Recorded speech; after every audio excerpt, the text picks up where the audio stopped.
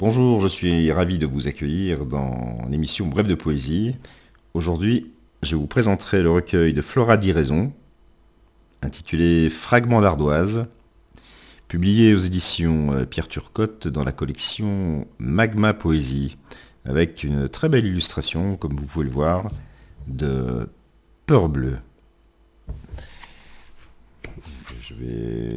Le recueil est divisé en 4 parties. La première s'intitule Des lieux qui hantent.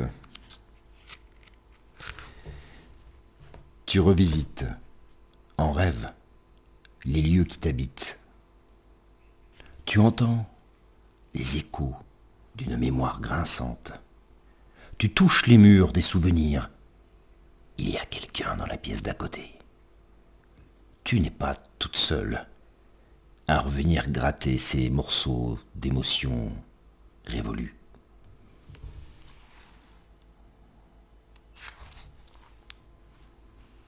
La maison revient. Elle te dit « Je me souviens des larmes tombées sur mon carrelage. Je me souviens des éclats de voix brisés sur mes fenêtres. Je n'oublierai jamais tes cris étouffés entre mes murs. »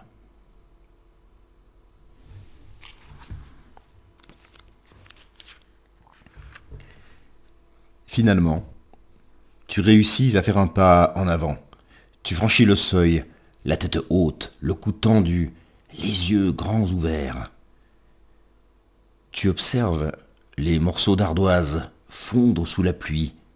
La maison s'affaisse en son centre, coule en poudre noire.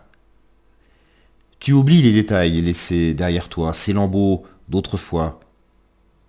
Tu dis silencieusement disparaître, tu dis rester, partir, comme si faire demi-tour était encore possible.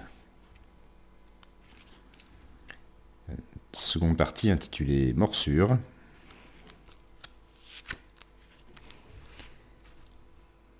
Ça s'est passé un jour anonyme. Tu as trébuché. Tu es tombé au fond, tout au fond de ce gouffre sans mur.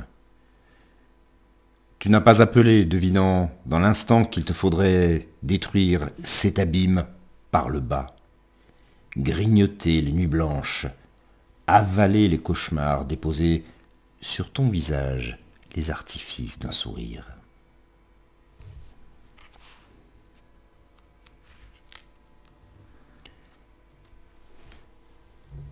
Parce que te défendre, c'est montrer que tu existes, un peu trop fort. Tu te tais. Mais même alors, les injures mordent ta peau, pénètrent tes os.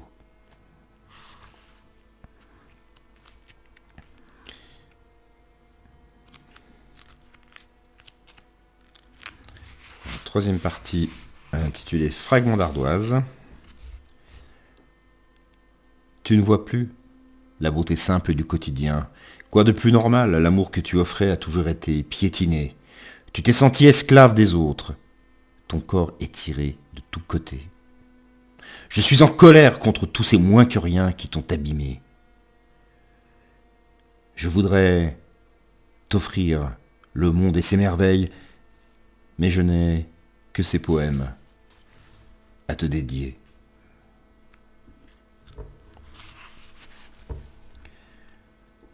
Ne te retourne plus. Tout ce que tu verrais, ce serait des regrets en plastique. Amertume en verre brisé, joie en carton, souvenirs qui sonnent faux.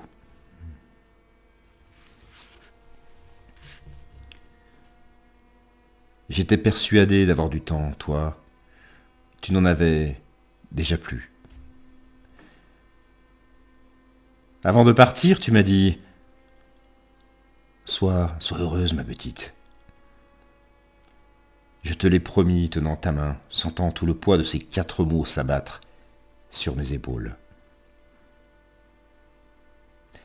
Il m'a fallu du temps avant d'accrocher cette promesse à tes côtés, qu'elle ne soit plus un fardeau, mais un phare me guidant dans les moments les plus sombres.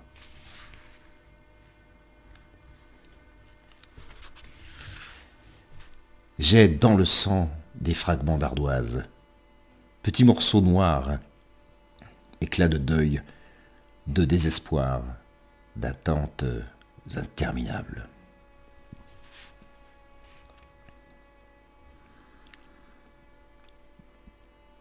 Tu m'as laissé un héritage plus grand que tu ne le penses. Mes yeux ne se lasseront jamais de se remplir de ton immensité. J'entends parfois, dans les intonations de ma voix, ton accent chantant, tes expressions uniques. J'ai oublié la langue que tu parlais. Je me souviens seulement de la musique, des messes basses interdites que tu confiais aux oreilles familières, l'œil espiègle, le sourire plein de maïs, le cœur amusé par ses petits secrets.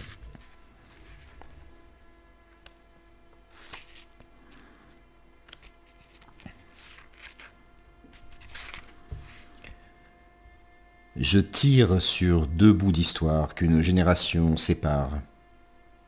Le nœud s'enfuit entre mes doigts engourdis, comme un fil qui refuse de glisser dans le chat d'une aiguille.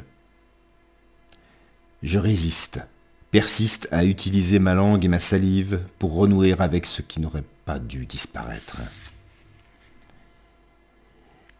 Et la dernière partie qui s'intitule Traversée.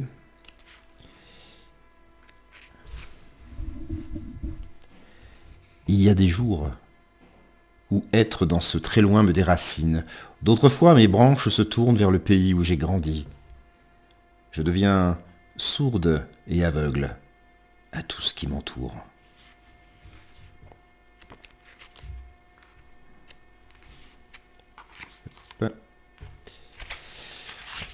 Page de trop.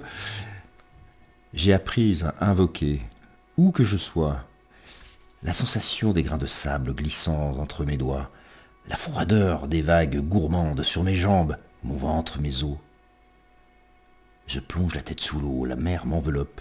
Je flotte sur les légendes, berceau de mon imaginaire. Je respire les croyances héritées de mes ancêtres.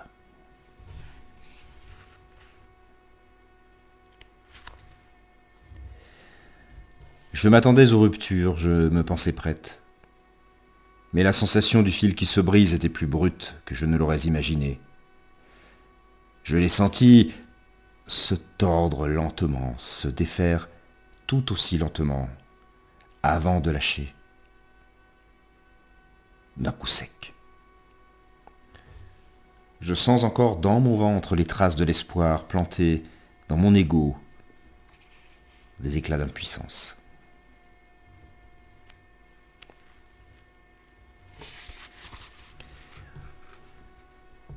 Mes yeux lourds de fatigue, noyés sous mes paupières, ne voient plus le décor de cinéma. Les rues bavardes, les immeubles rêveurs, les camions orgueilleux.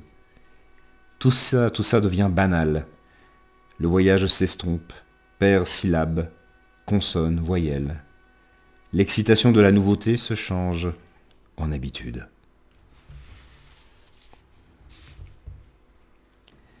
Un dernier texte. Des solitudes, j'en accumule un bon paquet. Elles s'entassent un peu partout, dans tous les coins, sur les étagères, entre les livres bien rangés, sous mes draps, dans mes poches. Je les collectionne comme des figurines. Je les chéris, mais elles m'encombrent. Je les cache sous le tapis de mon salon. J'attends qu'elles se dissolvent entre les lignes de mes poèmes. Voilà. C'était Fragments d'ardoise de Flora d'Iraison, publié aux éditions Pierre Turcotte, dans la collection Magma Poésie. Magnifique recueil que je vous recommande, bien évidemment. Donc je vous remercie pour votre attention, votre écoute, votre fidélité. Je vous donne rendez-vous pour une prochaine lecture dans Brève de poésie. Passez une très belle journée, soirée, je l'espère, en poésie.